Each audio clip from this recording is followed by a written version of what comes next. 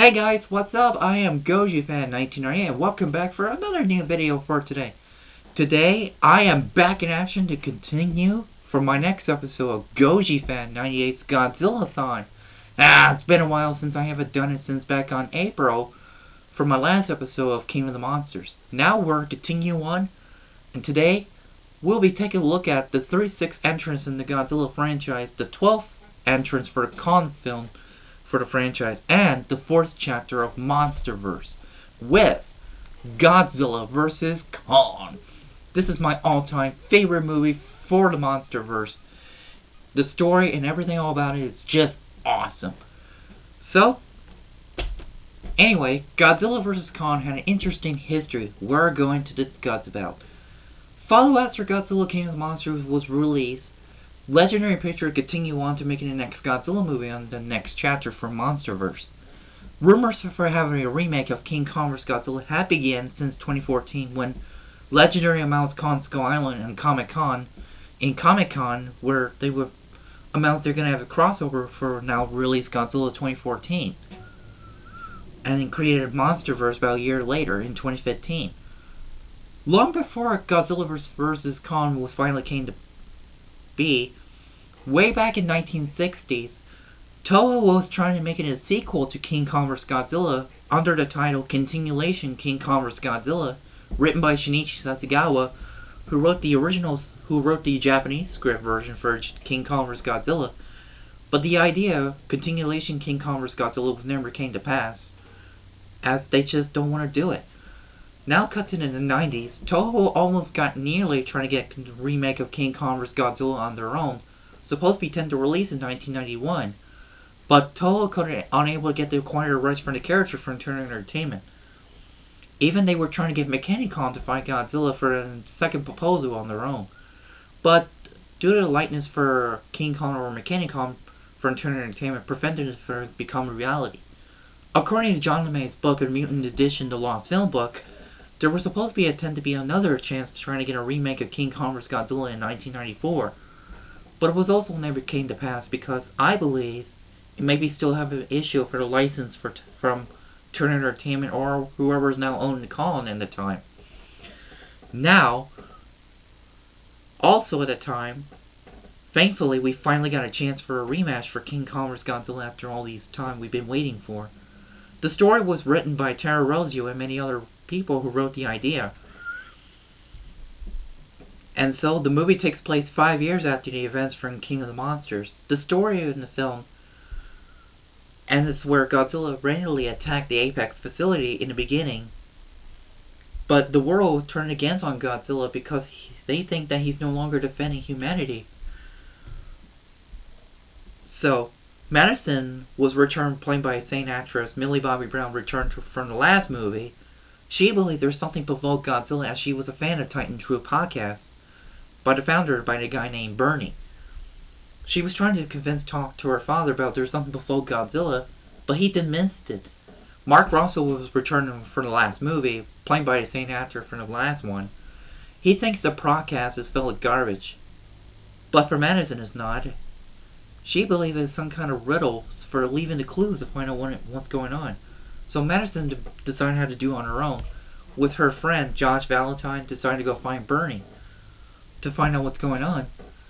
And also, if you maybe seen the movie, if you listen close to the music while Madison's driving the fan, the music kind of sounds like Stranger Things intro. Well, to me it sounds like it. If you listen very closely, that's all.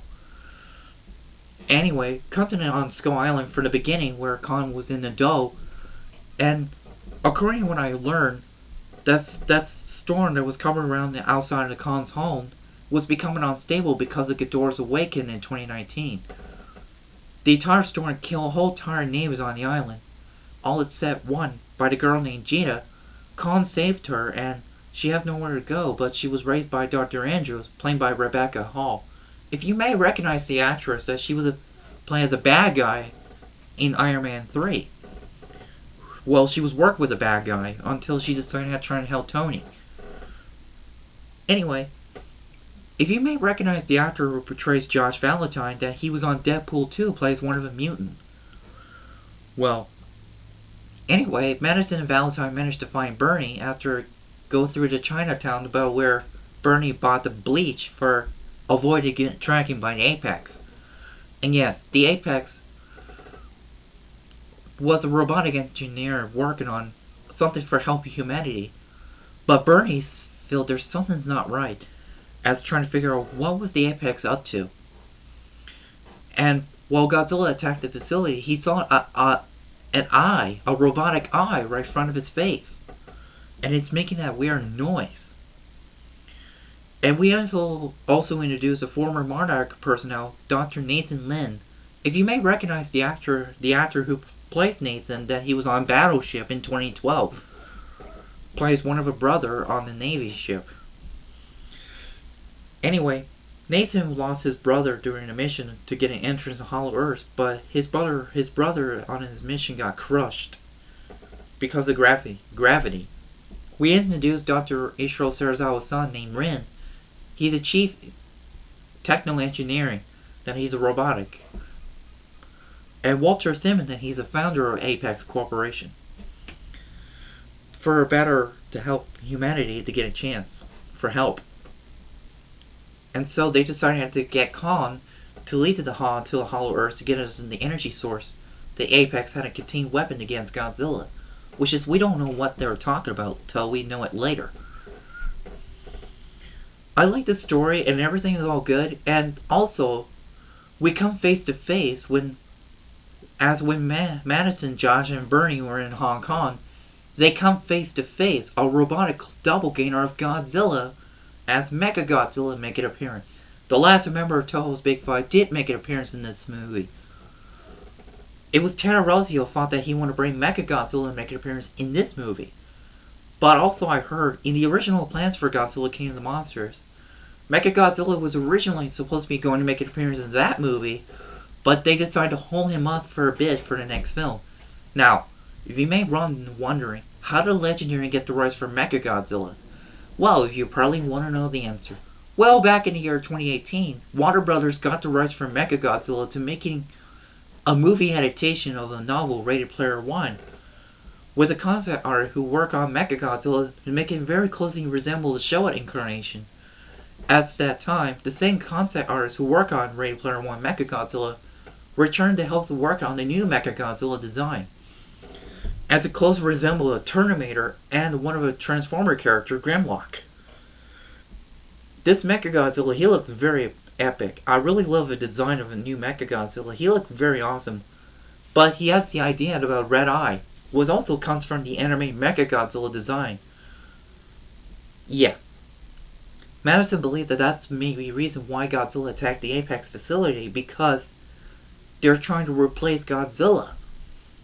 And there they also learn what they're using the skull of Ghidorah's head. If you guys remember, in the post-credit in Godzilla King of the Monster, was Ghidorah's head was brought by Al Jonah, and then off-screen on no notice, according to novelization, he sold the head of Ghidorah to Walter Simmons and used it for telepathic communication with Rin Serizawa inside of the skull, and communicate with Mechagodzilla through telepathy to control its will when they use a Hollow Earth to charging Mechagodzilla. But unfortunately, it made the spirit of Ghidorah come alive to wake to control Mechagodzilla, like Kiryu ways, and also kills his creator, also based off one of the ideas from Godzilla vs. Mechagodzilla 93 manga adaptation. And the fans believe that Ren could survive electrocuted to death, but we don't know yet. But the novel said that he was possessed by Ghidorah. But there may be more story and explanation if MonsterVerse will continue. Anyway, in the first fight between Godzilla and Kong fighting in the ocean was very good, and fighting underwater was awesome, until they had the second and third fight, and it takes place in Hong Kong. This is the second movie to feature Godzilla attack Hong Kong. The first was way back in 1995's Godzilla vs. Destroyer. And also there's something noted. Dr. Chen didn't make an appearance in this movie, even she was cast in the film. But she didn't make it a cut in the final cut in the movie. Also, fun fact, we almost got Angry Video Game Nerd to make a cameo in this movie, as Adam Wingard wanted to offer him to make an appearance. but James Rolfe declined because he has a second child coming. But we almost had Angry Video Game Nerd to make an appearance, but hopefully we'll see if we can get him making a chance in another appearance in another Godzilla movie. Yeah. And so, when Godzilla comes face to face with Mechagodzilla for the first time and convinced to fight. But Mechagodzilla is way too powerful for Godzilla to fight with. Dr. Andrews and Nathan decided to get Khan back up to get him back to fight. By charging it to restart his heart to pay homage to King Kong vs. Godzilla, with electricity makes Khan stronger. Now this time, the electricity restart Khan's heart to get him back to his fight. And the one thing that's pretty cool, Khan's got a battle axe. And his axe can charge in Godzilla's atomic breath if he needs it. With Khan has decided to help Godzilla fight Mechagodzilla, this is where it paid homage to Godzilla vs. Mechagodzilla style. Rather than King Caesar, it's Khan's turn to fight Mechagodzilla. This is the second movie to feature Khan to fight robot. The first robot that he faced was his robotic doppelganger, Mechanicon in King Kong Escapes and the King Kong Show. As of that time, two Titans, Alpha Titans, had to combine might to fight Mechagodzilla, but they're still outmatched. Thankfully, Josh decided to find a way how to destroy Mechagodzilla, even they trying to enter the password to shut it down. No matter how many times they get it wrong, it's locked down. Josh decided to use Bernie's whiskey to fry the circus and the computer to disable Mechagodzilla, also paid homage to Terror of Mechagodzilla. Yes, it's kind of similar. As Godzilla uses atomic breath to charge Khan's battle axe to allow Khan to finish Mechagodzilla off once and for all. And then he chopped his head off by pulling it off like Predator. And at the end, Godzilla and Khan became acknowledged to each other as to let ancient rivalry paths to let go. The reason why Godzilla and Kong fight each other because their ancestors fought each other in the ancient war, for the ancient Titan battle war. But Dr. Andrews said in this quote, Kong bows to no one. As Godzilla and Kong acknowledged to each other, they go separate ways. As Godzilla became friend with King Kong, Kong returns to his new home. Hollow Earth became his new home. And Gia's character was very impressive, and she was only communicating with a sign language, and the actress who portrays her, she's also will only be communicating with sign language as well. But the monster fights in action in the film was pretty good, but Japan still have not yet got its Japanese theater release yet, but they will get it this time, in July 2nd, on 2021. Godzilla vs. Kong has been so many delays for starting in 2020 because of coronavirus and so many delays until it finally came out in March 31st, 2021. And this is also, I've seen the movie about 5 times in a row. Well, I'm at 8 times in a row. About 5 times in HBO Max and 3 times in theater. And this is my fourth Godzilla movie I first saw in theater. And this is my third King Kong movie in theater as well. I did see Peter Jackson's Kong when I saw it in the old movie theater. And I seen Kong Skull Island on the new movie theater at that time when I took my mom for Mother's Day, for her birthday. Well, that's all I have to say for Godzilla vs. Kong. Stay tuned to next... Well, what's going to be the fate for the future Godzilla? Well, I heard Toho's going to make it a new Godzilla movie on their own again. But hopefully Legendary and Toho will make it a new deal continue for Godzilla's license for making Godzilla another appearance in MonsterVerse. Hopefully MonsterVerse will continue, if there is, but it's all depending on how it succeeded for Godzilla vs. Kong now. Even it's still released in theater for worldwide. But I still enjoy it and I really love the movie. It's a really good one. And I hope all my friends in Japan will be very happy to see Godzilla vs. Kong in Japanese theater. And, yeah. I hope that Japan will love this movie too. It's really good. So yeah. That's all I have to say. But let's hopefully stay tuned for the future fate of Godzilla film. I'll reveal for the next Godzilla film either from Toho, any other American studio who make the next Godzilla film. Now, I hope Legendary will continue making the next Godzilla movie after they get a new license deal for the new deal for Toho. but we'll never know yet. And also the movie was directed by Adam Wingard, that he was a great guy to direct the movie, and the music was composed by the same guy who works on Batman vs. Superman movie. And Godzilla-Thon also once again make an appearance in this movie.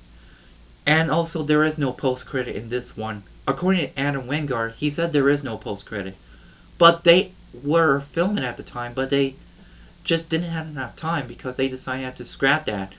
But we almost got Mothra to make a return. Even we did see Mothra in the opening credit, including mention appearing from Bernie Sis' podcast Fury. But hopefully we'll see Mothra again. But we will see her soon. So yeah, that's all I have to say. Thank you so much for watching, and I will always stay with fans, and GojiFan98's will always be here for more and do more videos in the future. So yeah, thanks for watching, and stay with fans and con fans as always. Bye!